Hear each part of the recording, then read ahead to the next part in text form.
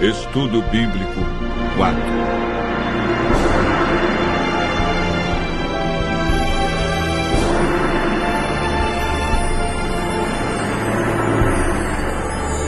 Plano da salvação.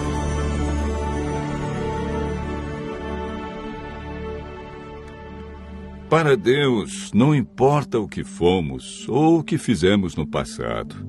Ele nos ama com amor eterno. Prontificou-se a vir ao mundo e passar pela agonia da cruz a fim de resgatar a humanidade perdida.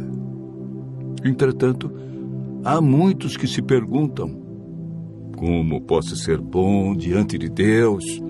Como posso apagar meu passado? Como posso ser apresentado sem culpa diante dele? Como posso ser salvo? O caminho para a vida eterna é muito fácil de ser achado e compreendido, mas poucos sabem como ir a Cristo e experimentar perdão, alegria, paz de espírito e esperança. O estudo de hoje mostra a resposta bíblica para uma vida cristã vitoriosa.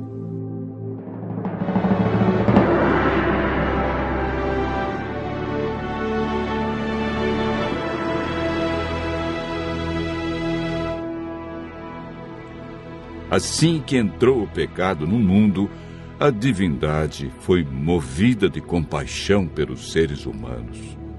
O Pai, o Filho e o Espírito Santo elaboraram um plano de redenção.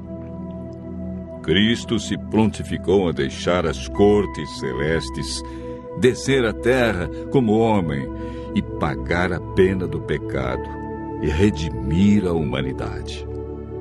O plano para a salvação do homem não foi um projeto tardio, elaborado posteriormente. Já antes da criação do mundo, Deus viu que o homem poderia errar.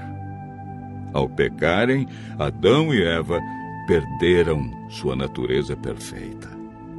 Deus não podia permitir que eles comessem da árvore da vida por mais tempo, pois, se comessem de seu fruto, viveriam para sempre e sofreriam constantemente os resultados do pecado. A Bíblia afirma que por um homem entrou o pecado no mundo e pelo pecado a morte. Assim também a morte passou a todos os homens, porque todos pecaram. O salário do pecado é a morte, mas o dom gratuito de Deus é a vida eterna em Cristo Jesus. Romanos, capítulo 5. Verso 12 e capítulo 6, verso 23. Após a entrada do pecado, Adão e Eva ouviram a voz do Senhor Deus que andava no jardim pela viração do dia. Esconderam-se da presença dele, o homem e sua mulher, por entre as árvores do jardim. O pecado fez separação entre Deus e o homem. Ainda que o homem tenha fugido do seu Criador, Deus lhe deu a certeza de que seu único filho deixaria o céu e nasceria de uma mulher. Não faria uso da sua divindade e, através de sua morte na cruz, acabaria com o domínio de Satanás neste mundo. Desde a entrada do pecado, o ser humano foi destituído da glória de Deus e perdeu sua natureza perfeita. Lemos em Gênesis, capítulo 6, verso 5. Deus viu que a maldade do homem estava se multiplicando na terra e que a vontade do seu coração era continuamente má. O salmista Davi declara: porque eu nasci em pecado, e em pecado me concebeu minha mãe. O profeta Jeremias descreve o estado do coração do homem após o pecado. Ele diz: enganoso é o coração mais do que todas as coisas, e desesperadamente corrupto. quem o conhecerá? Jesus afirmou que é do coração do homem que procedem os maus desígnios, adultérios, prostituição, furtos, falsos testemunhos e blasfêmia.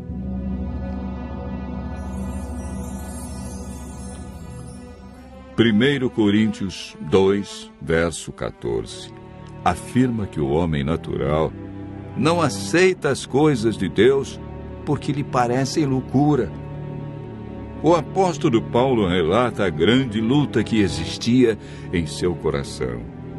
Ele declarou: porque eu sei que em mim, isto é, na minha carne, não habita bem nenhum, pois o querer o bem está em mim, não, porém, o efetuá-lo, porque nem mesmo compreendo o meu próprio modo de agir, pois não faço o bem que prefiro, mas o mal que não quero, esse faço.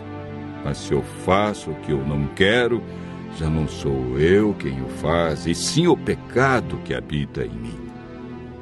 Romanos, capítulo 7, versos 18 a 15, 17 a 20. Jesus é o Cordeiro de Deus que foi morto desde a fundação do mundo. O profeta Isaías declara: ele foi humilhado, mas não abriu a sua boca. Como cordeiro foi levado ao matadouro, e como ovelha muda perante os seus tosqueadores, ele não abriu a sua boca. Isaías 53, verso 7. A Bíblia afirma que naturalmente o homem é escravo do pecado. É por meio do Espírito Santo que somos transformados em novas criaturas. 1 Samuel 10, verso 6, afirma: então descerá sobre ti o Espírito Santo, e serás mudado em outro homem. O Espírito Santo nos convence do pecado, da justiça e juízo.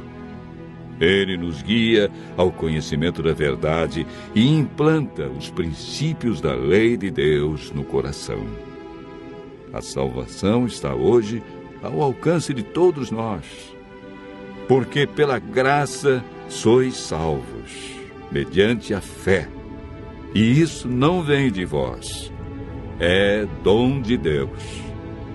Hebreus, capítulo 5, verso 9, afirma: e tendo sido aperfeiçoado, tornou-se o autor da salvação eterna para todos os que lhe obedecem.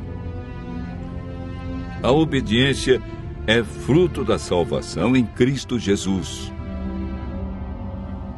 Continue ouvindo a voz de Deus e aceite a salvação através do grande sacrifício de Jesus Cristo, realizado na cruz para ter a vida eterna.